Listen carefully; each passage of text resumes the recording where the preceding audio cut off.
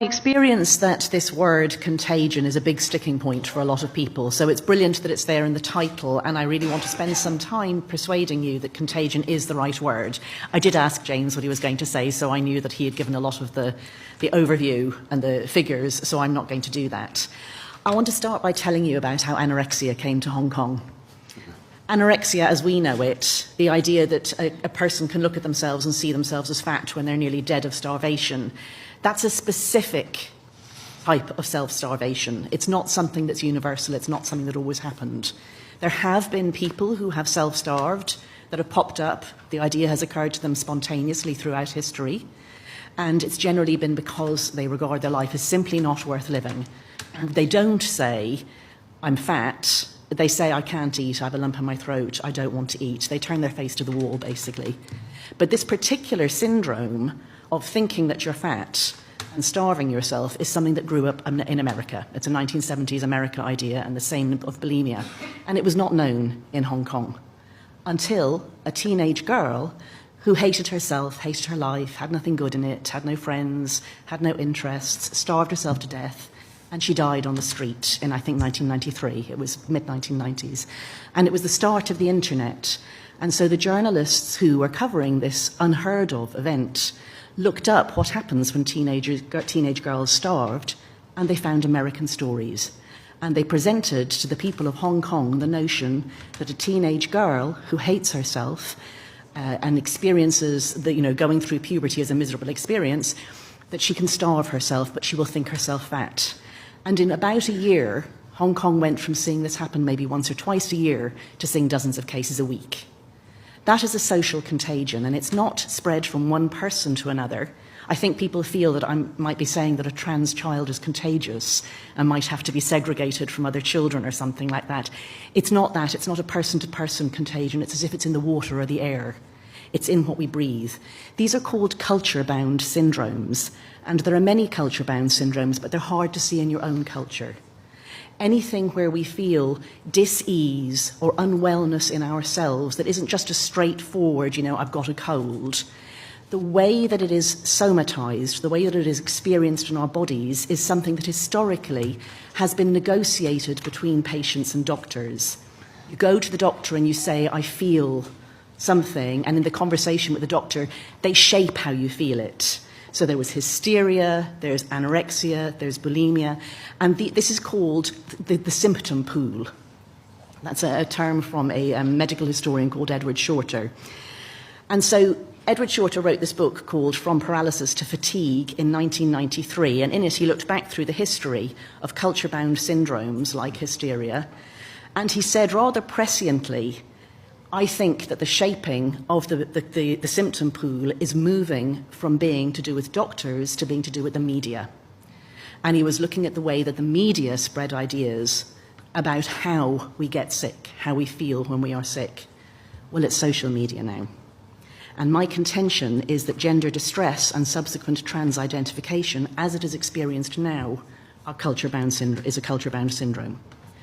So it's one that arose in America, and I go into more detail in my book about how that happened. But very briefly, for the purposes of this event, basically it's sort of several streams coming together, one of them being doctors who over decades had basically created this diagnosis of transsexuality for extremely rare people, maybe 1 in 100,000 sort of people, who spontaneously felt that they weren't meant to be members of their sex. And then another strand, which was sort of post-1960s French postmodernism, and the way that that developed on American campuses into queer theory and gender studies. And queer theory is an approach to categories that sees all categories as inherently oppressive and seeks to blur boundaries and regards transgression as a good thing in itself. And these things sort of came along together. Then along came social media, and to an extent that anyone older than about 30 is basically blind to, on sites like Tumblr and TikTok, these things metastasized, and only children were there. If you think of the novel Lord of the Rings, sorry, not Lord of the Rings, my God, Lord of the Flies, big difference there. If you think of Lord of the Flies, you see what children are like when they're socializing each other with no adults in the room. That's what Tumblr was like, 2012, 2016. I see some girls looking at me. In about 2012, Tumblr said that you couldn't have self-harm on the site anymore, and that basically got rid of a lot of the content, and it switched to gender. And now it's TikTok. And so what you see on these sites, because there are no adults, you see children and children's creativity, and things move fast, they morph. And children are inexperienced, they're febrile, trends go through them with extraordinary speed, and they mutate all the while. And in the case of gender, it's got to some very strange places indeed. So people sometimes ask why this trend overtakes specifically teenage girls, and it's because they were on Tumblr. At least I think that's a part of it. So there's an important difference between self-starvation and having gender distress.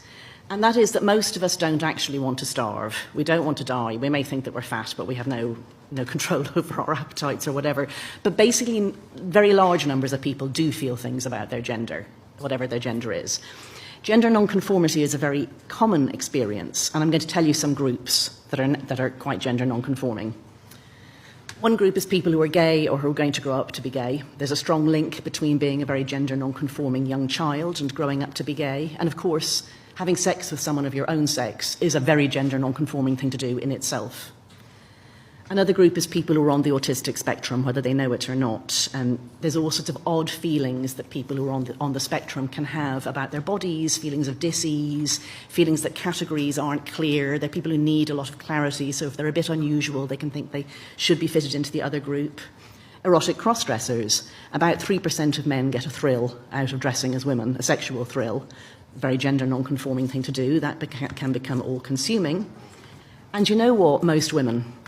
Gender can be a bit of a prison, and especially for girls nowadays who can look and see what they're meant to be like. Very pornified, long nails, high heels, spray tan, long hair, all that sort of stuff. If you don't think that's you, well, then you're gender non-conforming these days. And so my contention is that what's happening now is an encouragement of rumination about gender, an environment that makes it likely that your gender is experienced in a painful and uneasy way, a shaping of all sorts of distress into gender-related distress, and finally, a historically unprecedented interpretation of these gender-related thoughts and distress as meaning something, which is that the person is not actually of their sex. That's a new idea. People did not think until the last 10 or 20 years, at the very, very longest, that somebody who felt they were a member of the opposite sex actually were a member of the opposite sex. So we're creating an enormous amount of distress. James told us how that's happening. It's happening in schools, it's happening online, it's happening in science lessons, in RSE, schools transitioning kids behind their parents' back, encouraging children to question their identities. So it's not just a social contagion, it's a social contagion on a scale the world has never seen before.